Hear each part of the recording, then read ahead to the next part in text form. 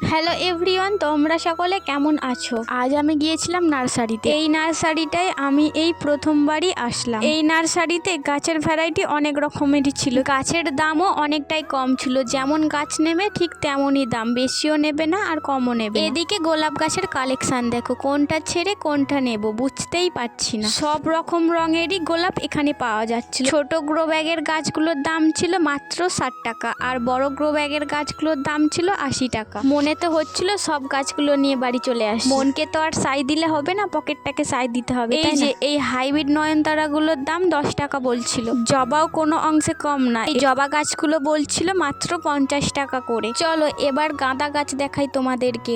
যেমন গাঁদা গাছ নেবে তেমন দাম। এই ছোট গাঁদা গাছগুলো তো মাত্র 10 টাকা। 60 সেকেন্ডের ভিডিওতে কি আর সব দেখানো যায়? তোমরা যদি এই নার্সারির লং ভিডিও দেখতে চাও তাহলে কমেন্টে জানাও। আমি কি কি গাছ নিলাম দেখাবো নেক্সট ভিডিওতে।